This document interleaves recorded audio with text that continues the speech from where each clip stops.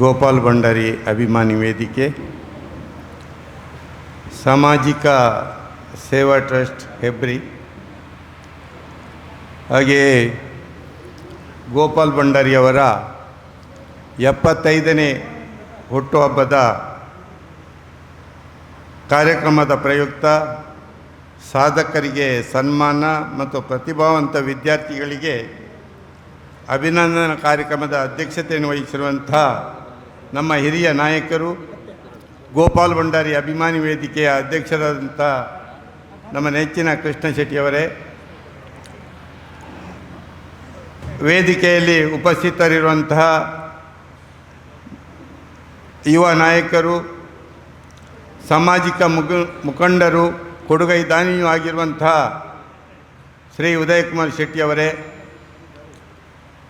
ಈ ವೇದಿಕೆಯಲ್ಲಿರುವಂತಹ ಮತ್ತೋರ್ವ ಈ ಭಾಗದ ಖ್ಯಾತ ಉದ್ಯಮಿ, ಕೊಡುಗೈ ದಾನಿ, ಸಾಮಾಜಿಕ ನೇತಾರ ಗೋಪಾಲ್ ಭಂಡಾರಿಯವರ ಆತ್ಮೀಯ ಸತೀಶ್ ಪೈ ಅವರೇ,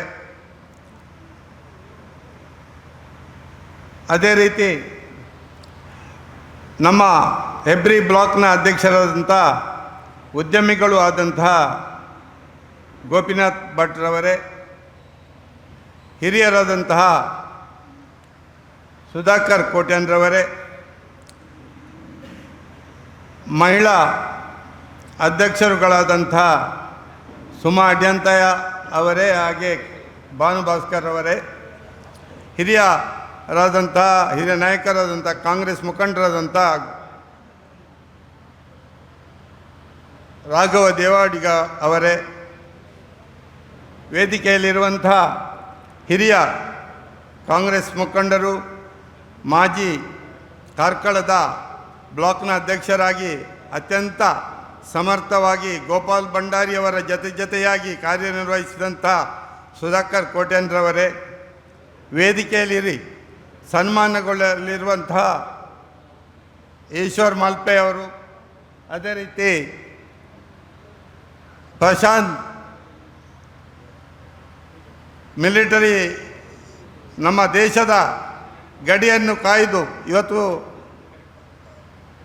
ಚಾರದಂಥ ಗ್ರಾಮೀಣ ಭಾಗದಲ್ಲಿರುವಂತಹ ನಮ್ಮ ಪ್ರಶಾಂತ್ ಪೂಜಾರಿಯವರೇ, ಹಾಗೆ ಡಾಕ್ಟರ್ ಗೋಪಾಲ್ ಪೂಜಾರಿಯವರೇ, ಅದೇ ರೀತಿ ಶಂಭು ನಾಯ್ಕರವರೇ, ನಮ್ಮ ಆತ್ಮೀಯರಾದಂಥ ಕಿರಣ್ ತೋಳರವರೇ, ನಮ್ಮ ಅತಿ ನೆಚ್ಚಿನ ಡಾಕ್ಟರ್ ಗೋಪಾಲ್ ಪೂಜಾರಿಯವರೇ, ಹಾಗೆ ನಮ್ಮೆಲ್ಲರ ನಾಯಕಿ ತಾಲೂಕು ಪಂಚಾಯತ್ನ ಅಧ್ಯಕ್ಷರಾಗಿ ಸಾಮಾಜಿಕವಾಗಿ ಸೇವೆ ಮಾಡುತ್ತಿರುವಂಥ ಯಶೋಧ ಶೆಟ್ಟಿಯವರೇ, ಇಲ್ಲಿ ಈ ಸಭೆಯಲ್ಲಿ ಭಾಳಷ್ಟು ಮಂದಿ ಗೋಪಾಲ್ ಭಂಡಾರಿಯವರ ಅಭಿಮಾನಿಗಳು, ಅಧ್ಯಕ್ಷರು ಎಲ್ಲ ಇದ್ದಾರೆ. ಜಯಕರ ಪೂಜಾರಿ ಅವರಿದ್ದಾರೆ, ವಾದಿರಾಜ್ ಶೆಟ್ಟರಿದ್ದಾರೆ, ನಮ್ಮ ಮಾಜಿ ಅಧ್ಯಕ್ಷರಾದಂಥ ಬ್ಲಾಕ್ ಅಧ್ಯಕ್ಷರ ಚಂದ್ರಶೇಖರ್ ಬಾಯೇರಿ ಅವರು, ನಮ್ಮ ಎಲ್ಲರದ್ದು ಪರಿಚಯ ಇದೆ. ಭೋಜ ಕುಲಾಲ್ರವರು, ಕುಲಾಲ್ ಸಂಘದ ಅಧ್ಯಕ್ಷರು, ಸೀನಾ ಪೂಜಾರಿ ಅವರು, ಹಾಗೆ ಆತ್ಮೀಯ ಅಡ್ಯಂತಯರವರು, ಜಗದೀಶ್ ಹೆಗ್ಡೆ ಅವರು, ಎಲ್ಲ ತುಂಬ ಜನ ಇದ್ದೀರಿ. ಅದೇ ರೀತಿ ವೇದಿಕೆಯಲ್ಲಿ ನಮ್ಮ ಗೋಪಾಲ್ ಭಂಡಾರಿಯವರ ಸುಪುತ್ರಿ, ನೆಚ್ಚಿನ ನಮ್ಮೆಲ್ಲರ ಆತ್ಮೀಯರಾದಂಥ ದೀಪಾ ಭಂಡಾರಿಯವರು ಹಾಗೂ ಶ್ವೇತಾ ಅವರ ಪತಿ ಶ್ವೇತಾ ಕುಮಾರ್ ಅವರು, ಹಾಗೆ ಗೋಪಾಲ್ ಭಂಡಾರಿ ಅವರ ಸಹೋದರ ನಮ್ಮ ರಾಜೇಶ್ರವರು, ಅದೇ ರೀತಿ ನಮ್ಮೆಲ್ಲ ಪತ್ರಕರ್ತ ಮಿತ್ರರು, ಸುಕುಮಾರ್ ಅವರು ನಿರಂತರ ಗೋಪಾಲ್ ಭಂಡಾರಿಯವರೊಟ್ಟಿಗಿದ್ದವರು, ಈ ಎಲ್ಲ ನಾಯಕರು ಜೊತೆಯಾಗಿ ಈ ಒಂದು ಕಾರ್ಯಕ್ರಮ ನಾವು ಇವತ್ತು ಗೋಪಾಲ್ ಭಂಡಾರಿಯವರ ಒಂದು ಹುಟ್ಟುಹಬ್ಬದ ಆಚರಣೆಯನ್ನು ಮಾಡ್ತಾಯಿದ್ದೇವೆ. ನಾವು ಇವತ್ತು ಮೊನ್ನೆ ಕಾರ್ಕಳದಲ್ಲಿ ಅವರ ಏನು ಮನುಷ್ಯ ಹುಟ್ಟು ಮತ್ತು ಸಾವು ಯಾರ ಕೈಯಲ್ಲಿರುವುದಿಲ್ಲ, ಮತ್ತು ಎಲ್ಲಿ ಹುಟ್ಟಬೇಕು, ಯಾವ ಟೈಮ್ನಲ್ಲಿ ಹುಟ್ಟಬೇಕು ಅದು ಸಹ ನಮ್ಮ ಕೈಯಲ್ಲಿರುವುದಿಲ್ಲ. ಆದರೆ ಗೋಪಾಲ್ ಭಂಡಾರಿಯವರು ಒಂದು ಬಡ ಕುಟುಂಬದಲ್ಲಿ, ರೈತಾಪಿ ಕುಟುಂಬದಲ್ಲಿ ಹುಟ್ಟಿದ್ರು. ತಾನು ದೀನರ, ದಲಿತರ, ಬಡವರ ಪರವಾಗಿ ಯುವಕನಾಗಿದ್ದಾಗಲೇ ಸೇವೆ ಮಾಡಿದರು. ಆ ಸಂದರ್ಭದಲ್ಲಿ ನಮಗೆ ನೆನಪಾಗ್ತಾ ಉಂಟು, ಸುಮಾರು 1978ರ ಸಮಯ. ಶ್ರೀಮತಿ ಇಂದಿರಾ ಗಾಂಧಿಯವರು ಈ ದೇಶದ ಸರ್ವೋನ್ನತ ನಾಯಕಿ. ಆ ಸಂದರ್ಭದಲ್ಲಿ ದೇವರಾಜ ಅರಸು ಸರ್ಕಾರ ಕರ್ನಾಟಕದಲ್ಲಿ ಭೂ ಸುಧಾರಣೆ ಕಾನೂನನ್ನು, ಉಳುವವನೇ ಹೊಲದೊಡೆಯ ಎಂಬ ಕಾನೂನು, ಇಲ್ಲಿ ಈ ಭಾಗದಲ್ಲಿ ಸುಮಾರು 90% ಹೆಚ್ಚು ಮಂದಿ ಒಕ್ಕಲು ಗೇಣಿದಾರರಾಗಿ ಇನ್ನೊಬ್ಬರ ಹಂಗಿನಲ್ಲಿ ಬದುಕುವಂತಹ, ಸ್ವಾಭಿಮಾನವನ್ನು ಕಳೆದುಕೊಂಡಂತಹ, ಮುಳಿ ಹುಲ್ಲಿನ ಮನೆಯಲ್ಲಿ ಗಿಡ ಏನು ಮಡಲಿನ ಗೋಡೆಯೂ ಸಹ ಇಲ್ಲದಂತಹ ಮನೆಗಳಲ್ಲಿ, ರಸ್ತೆಗಳು ಡಾಮರೀಕರಣವಿಲ್ಲದಂತಹ ರಸ್ತೆಗಳು, ಬಡತನದ ಬೇಗೆಯಲ್ಲಿ ಇರುವಂತಹ ಸಂದರ್ಭದಲ್ಲಿ ಗೋಪಾಲ್ ಭಂಡಾರಿ ಅವರು ಯುವ ನಾಯಕರಾಗಿ ಸನ್ಮಾನ್ಯ ವೀರಪ್ಪ ಮೊಯ್ಲಿಯವರ ಆಗಿನ ಕಿರುಗೈಗಾರಿಕಾ ಮಂತ್ರಿಯಾಗಿದ್ದಂಥ ವೀರಪ್ಪ ಮೊಯ್ಲಿಯವರ ನಾಯಕತ್ವದಲ್ಲಿ ನಮ್ಮ ಈ ಭಾಗದಲ್ಲಿ ಹೆಬ್ರಿಯ ಒಬ್ಬ ಯುವ ತರುಣ ಪಾರದರ್ಶಕದಂತೆ ಸಕ್ರಿಯವಾಗಿ ಅರ್ಜಿಯನ್ನು ಬರೆದುಕೊಟ್ಟು, ಬಹುಶಃ ಗಣೇಶ್ ಭವನ ಈಗ ಅದು ಹಳೆ ಗಣೇಶ್ ಭವನ, ಅದರ ಅಲ್ಲಿ ಅರ್ಜಿ ಬರೆದುಕೊಟ್ಟು ಕಡೆಗೆ ಟ್ರಿಬ್ಯುನಲ್ ಸದಸ್ಯರಾಗಿ ಅವರಿಗೆ ಹಕ್ಕುಪತ್ರ ಕೊಡುವಂಥ ಒಂದು ಮಹಾನ್ ಕಾರ್ಯವನ್ನು ಅವರು ಒಂದು ತನ್ನ ಸೇವಾ ಬದ್ಧತೆಯನ್ನು ಮಾಡಿದರು. ಆ ಒಂದು ನಿಟ್ಟಿನಲ್ಲಿ ನಾವು ಯೋಚಿಸಬೇಕು. ಅವರು ಯಾವುದೇ ರೀತಿಯಲ್ಲಿ ಅವರು ಶಾಸಕರಾಗಬೇಕು, ಜನಪ್ರತಿನಿಧಿ ಆಗಬೇಕು ಎಂದು ಬಂದವರಲ್ಲ.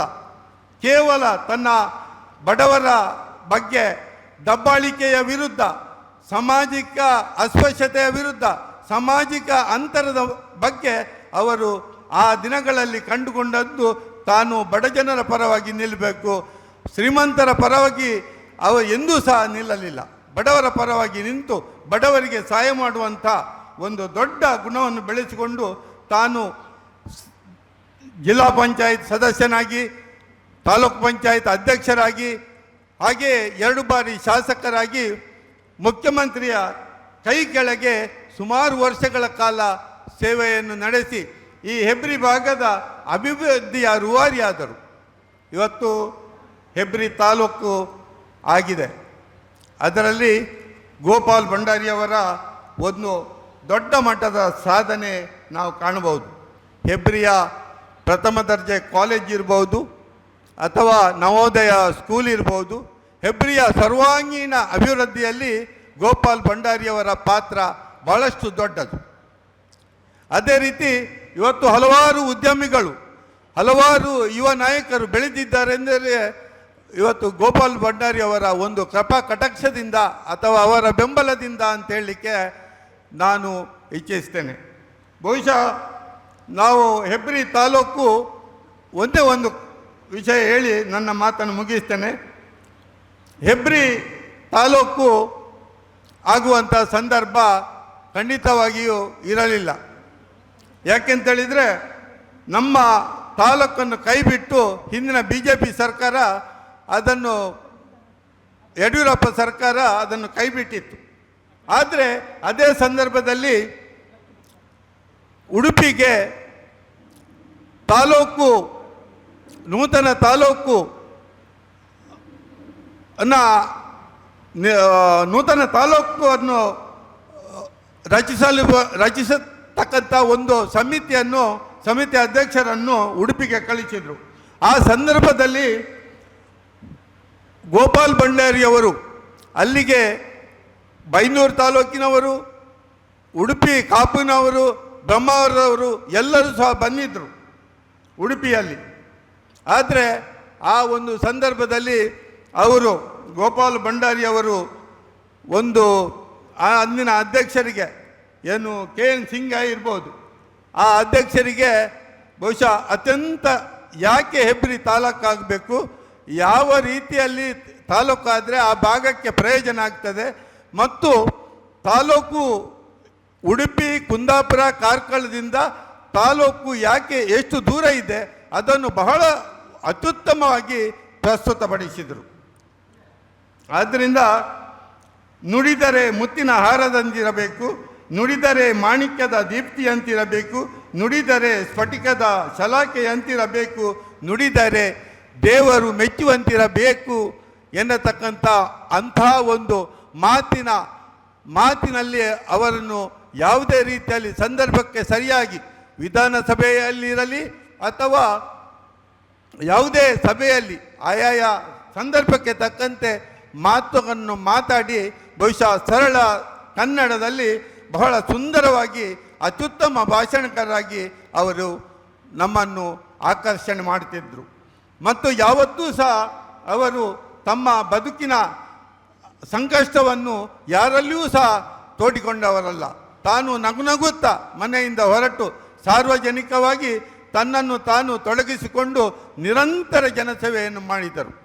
ಈ ಒಂದು ಅಂತಹ ಗೋಪಾಲ್ ಭಂಡಾರಿಯವರು ವೀರಪ್ಪ ಮೊಯ್ಲಿಯವರಂಥ ಎತ್ತರದ ವ್ಯಕ್ತಿತ್ವದೊಂದಿಗೆ ತಾನು ಎಷ್ಟು ಶ್ರೀಮಂತನೇ ಇರಲಿ ಅಥವಾ ಎಷ್ಟು ಬಡವರೇ ಇರಲಿ ಸಮಾನವಾಗಿ ಅವರು ಎಲ್ಲರನ್ನು ಸಮಾನ ದೃಷ್ಟಿಯಿಂದ ಕಂಡು ಅವರಿಗೆ ಏನು ಸಹಕಾರ ಬೇಕು ಅಂತಹ ಸಹಕಾರವನ್ನು ಅವರು ಕೊಡುತ್ತಿದ್ದರು.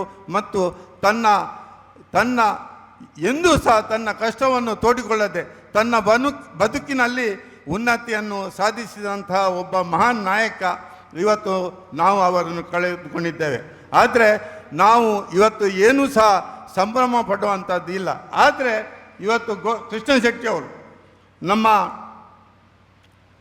ಗೋಪಾಲ್ ಭಂಡಾರಿಯವರ ಅಭಿಮಾನದ ನಿಟ್ಟಿನಲ್ಲಿ ಇವತ್ತು ಅನೇಕರಿಗೆ ಸಹಾಯ ಸಹಕಾರವನ್ನು ಮಾಡ್ತಾ ಇದ್ದಾರೆ. ಖಂಡಿತವಾಗಿಯೂ ಗೋಪಾಲ್ ಭಂಡಾರಿಯವರು ಖಂಡಿತವಾದ ಅದನ್ನು ಮೆಚ್ಚುತ್ತಾರೆ ಅಂತೇಳಿ ಹೇಳಿ ಈ ವೇದಿಕೆಯಲ್ಲಿ ನಾವು ನಮ್ಮ ಉದಯ್ ಕುಮಾರ್ ಶೆಟ್ಟಿಯವರಿದ್ದಾರೆ, ಹಾಗೆ ಎಲ್ಲ ವೇದಿಕೆಯಲ್ಲಿರುವಂಥ ಗೋಪಾಲ್ ಭಂಡಾರಿಯವರ ಅಭಿಮಾನಿಗಳು ನಾವು ಇವತ್ತು ಗೋಪಾಲ್ ಭಂಡಾರಿಯವರ ಆದರ್ಶದಲ್ಲಿ ಗೋಪಾಲ್ ಭಂಡಾರಿಯವರ ಏನು ಸರಳ ಸಜ್ಜನಿಕೆ, ಸರಳ ಯಾವುದೇ ಆಡಂಬರವಿಲ್ಲದ ಬದುಕನ್ನು ಮಾದರಿಯಾಗಿ ತೆಗೆದುಕೊಂಡು ಅವರು ಮಾಡಿದಂಥ ಜನಸೇವೆಯನ್ನು ಮುಂದುವರಿಸಿಕೊಂಡು ನಾವೆಲ್ಲರೂ ಸತೀಶ್ ಭಾಯಿ ಅವರು ಬಹುಶಃ ಉದಾರ ದಾನಿಗಳು, ಹಾಗೆ ನಮ್ಮ ಪಕ್ಷದ ಕಡೆಗೂ ಸಹ ಗಮನ ಕೊಡ್ಬೋದು.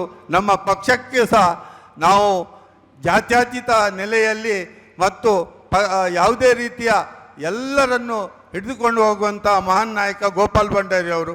ಅವರ ನೆರಳಿನಲ್ಲಿ ತಾವು ಸಹ ಬನ್ನಿ ಸರ್ ಎನ್ನತಕ್ಕಂಥ ಮಾತನ್ನು ಹೇಳಿ ಇವತ್ತು ಹೆಬ್ರಿ ಭಾಗದಲ್ಲಿ ಅಭಿವೃದ್ಧಿಯಲ್ಲಿ ನಾವು ಒಟ್ಟಾಗಿ ಕೆಲಸ ಮಾಡೋಣ, ಗೋಪಾಲ್ ಭಂಡಾರಿಯವರ ಸ್ಮರಣೆಯಲ್ಲಿ ಎನ್ನತಕ್ಕಂಥ ಮಾತನ್ನು ಹೇಳಿ ಇವತ್ತು ಅವರ ಕುಟುಂಬಸ್ಥರು ಬಹುಶಃ ಅವರು ಬೇರೆ ಯಾರಾದರೂ ಇವತ್ತು ಹಣಬಲ, ಜನಬಲ ಅಥವಾ ಆರ್ಥಿಕ ಶಕ್ತಿ ಒಂದು ಬಾರಿ ಶಾಸಕರಾದರೆ ಸಾಕು, ಆದರೆ ಅಷ್ಟು ಶ್ರೀಮಂತಿಕೆಯನ್ನು ಪಡೆಯುತ್ತಿದ್ದರು. ಆದರೆ ಅವರು ಯಾವುದೇ 2 ಬಾರಿ ಶಾಸಕರಾಗಿದ್ದರು ಮತ್ತು ಮುಖ್ಯಮಂತ್ರಿ ಅಂತ ಅವರ ಕೈ ಕೆಳಗೆ ವೀರಪ್ಪ ಮೊಯ್ಲಿ ಅವರ ಕೈ ಕೆಳಗೆ ಬಹಳಷ್ಟು ವರ್ಷ ಸೇವೆ ಮಾಡಿದರು. ಯಾವುದೇ ಭ್ರಷ್ಟಾಚಾರದ ಲವಲೇಶವಿಲ್ಲದೆ ಸೇವಾ ಬದ್ಧತೆಯಿಂದ ಅವರು ತನ್ನನ್ನು ತಾನು ತೊಡಗಿಸಿಕೊಂಡು ಯಾವುದೇ ರೀತಿಯ ಭ್ರಷ್ಟಾಚಾರದ ತನ್ನ ಜೀವನದಲ್ಲಿ ಯಾವುದೇ ಆರೋಪ ಬರಲಿ, ಪಕ್ಷದಲ್ಲಿರಲಿ ಅಥವಾ ಪ್ರತಿಪಕ್ಷದಲ್ಲಿರಲಿ, ಅವರು ಸ್ವಚ್ಛವಾಗಿ ಏನು ಬೆಂಕಿಯಲ್ಲಿ ಅರಳಿದ ಹೂವಿನಂತೆ ಅವರು ಬೆಳಗಿದ್ರು ಮತ್ತು ಬಹಳ ಬೇಗನೆ ನಮ್ಮನ್ನು ದೂರ ಬಿಟ್ಟು ಹೋಗಿದ್ದಾರೆ. ಆದ್ದರಿಂದ ಇವತ್ತು ನಾವು ಗೋಪಾಲ್ ಭಂಡಾರಿಯವರ ಹುಟ್ಟುಹಬ್ಬದನ್ನು ಸಂಭ್ರಮಿಸುವುದಿಲ್ಲ. ಕಾರ್ಕಳದ ಪ್ರತಿಯೊಬ್ಬ ಜನತೆ ಯಾವಾಗಲೂ ನೆನಪಿಸುವಂಥ ಹೆಸರು ಗೋಪಾಲ್ ಭಂಡಾರಿ ಅವರು. ಅವರು ಹೇಗಿದ್ರೆ ಅಂತೇಳಿದರೆ, ಹುಲ್ಲಾಗು ಬೆಟ್ಟದಡಿ ಮನೆಗೆ ಮಲ್ಲಿಗೆಯಾಗು, ಕಲ್ಲಾಗು ಕಷ್ಟದಲ್ಲಿ ವಿಧಿಯ ಮಳೆಯ ಸುರಿಯೆ, ಬೆಲ್ಲ ಸಕ್ಕರೆಯಾಗು ದೀನ ದುರ್ಬಲರಿಂಗೆ, ಎಲ್ಲರೊಳಗೊಂದಾಗು ಮಂಕುತಿಮ್ಮ. ಈ ರೀತಿಯಾಗಿ ಅವರು ಬಾಳಿದ್ರು, ಬದುಕಿದ್ರು. ಅವರ ಏನು ಆದರ್ಶ ಇದೆ ಸದಾ ನಾವು ಮೈಗೂಡಿಸಿಕೊಳ್ಳೋಣ ಎನ್ನತಕ್ಕಂಥ ಮಾತನ್ನು ಹೇಳಿ ನನಗೆ ಈ ವೇದಿಕೆಯ ಉದ್ಘಾಟನೆಯ ಒಂದು ಅವಕಾಶ ಕೊಟ್ಟಿದ್ದಾರೆ. ಖಂಡಿತವಾಗಿಯೂ ನಾವು ಗೋಪಾಲ್ ಭಂಡಾರಿಯವರ ಮಾರ್ಗದರ್ಶನದಲ್ಲಿ ಬೆಳೆದವರು. ಮುಂದಿನ ದಿನಗಳಲ್ಲಿಯೂ ಸಹ ನಾವು ಆ ರೀತಿಯಾಗಿ ಬೆಳೆಯೋಣ, ಪಕ್ಷವನ್ನು ಸಹ ನಾವು ಒಟ್ಟಾಗಿ ಉದಯಕುಮಾರ್ ಶೆಟ್ಟಿ ಒಟ್ಟಾಗಿ ಕಟ್ಟೋಣ ಎನ್ನತಕ್ಕಂಥ ಮಾತನ್ನು ಹೇಳಿ ನನ್ನ ಮಾತನ್ನು ಮುಗಿಸ್ತೇನೆ. ಜೈ ಹಿಂದ್, ಜೈ ಕನ್ನಡ.